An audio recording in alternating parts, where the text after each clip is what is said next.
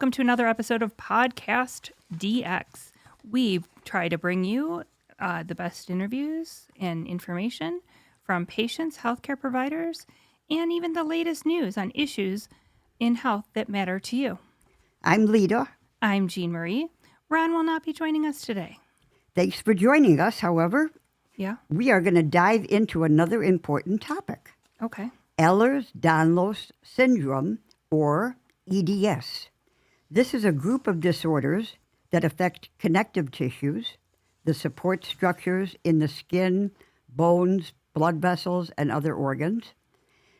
EDS is more than just being flexible or having stretchy skin. It's a complex condition that can impact various aspects of a person's health and quality of life.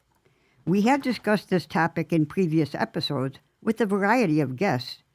They were all dealing with different symptoms related to EDS and how they're living with their new diagnoses. But today we're going to explore what EDS really is, its common symptoms, the challenges, and how it's managed. Okay. Well, let's get started with some basics. Ehlers Danlos Syndrome is actually a group of 13 currently 13 distinct connective tissue disorders, or there are 13 distinct connective tissue disorders that are currently classified. They're caused by genetic mutations, and I have to go drink some more coffee, that weaken the body's connective tissue. And this can lead to symptoms ranging from joint hypermobility and hypermobile and stretchy skin that's usually unusually elastic or fragile, to complications with organ rupture. Oh, well, exactly. So the whole gamut. Right.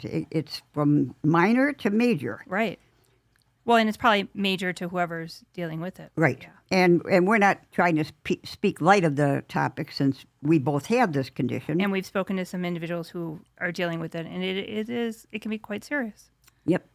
The most common type is hypermobile EDS, or hEDS, which primarily affects the joints. Other types, like vascular EDS, are much rarer but can be life-threatening because they involve fragile blood vessels and organs. Diagnosis often requires a combination of clinical evaluation, family history, and sometimes genetic testing. Okay.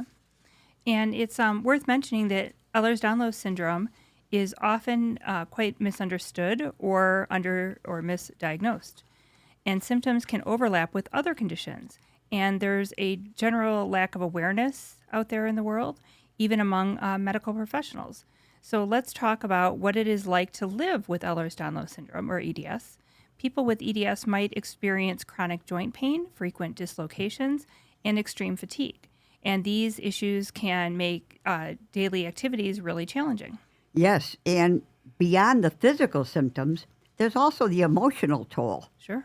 Coping with chronic pain and mobility issues, while often feeling dismissed by medical professionals, can lead to anxiety or depression. One thing that's often overlooked is the impact on the gastrointestinal system. Many people with EDS experience digestive issues like gastroparesis or irritable bowel syndrome. So it's not just about joints and skin.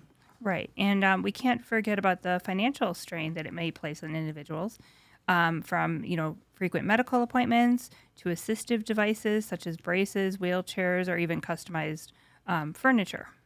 Right. So now let's delve a little deeper into vascular EDS, or vEDS. Okay. This is one of the rarer and more serious types of EDS.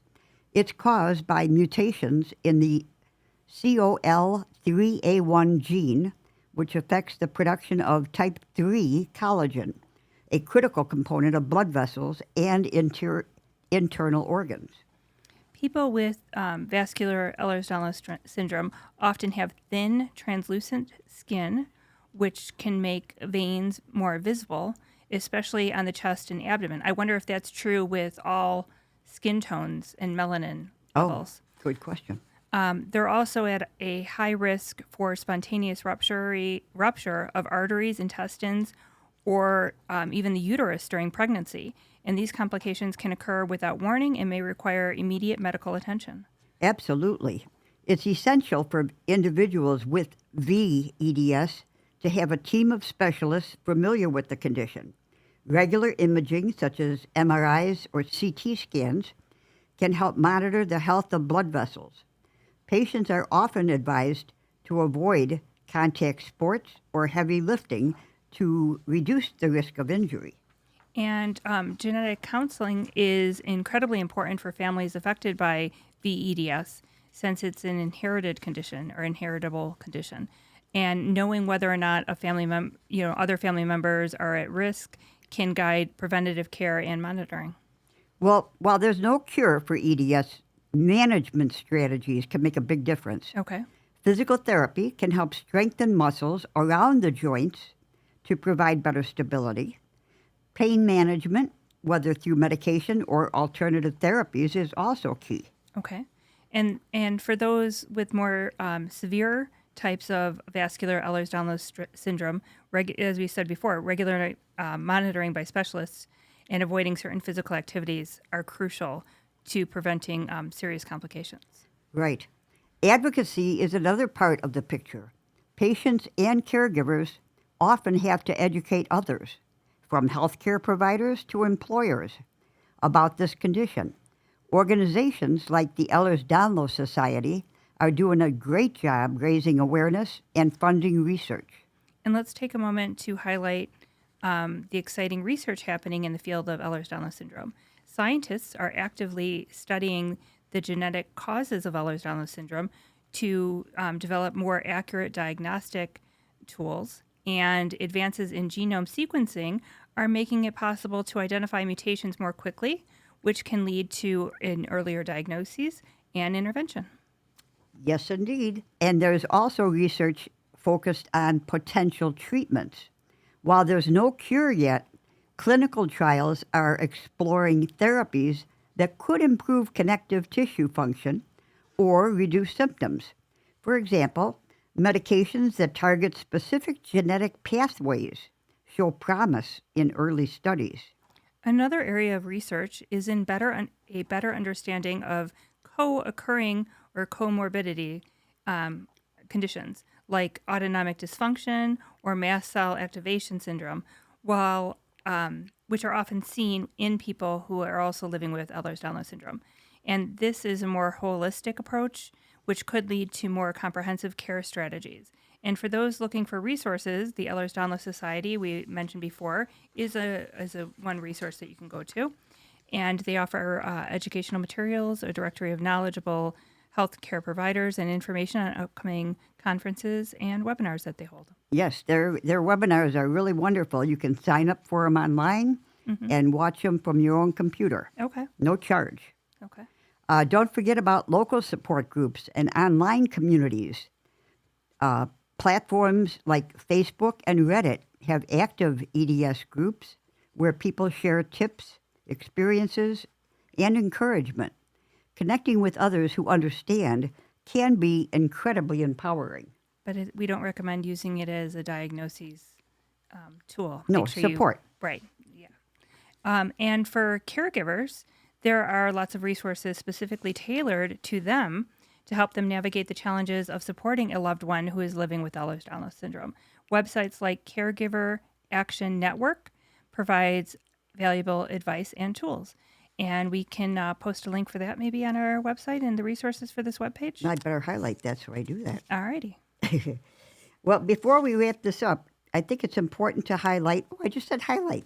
Look, I'm just I'm one of those round talkers. Okay.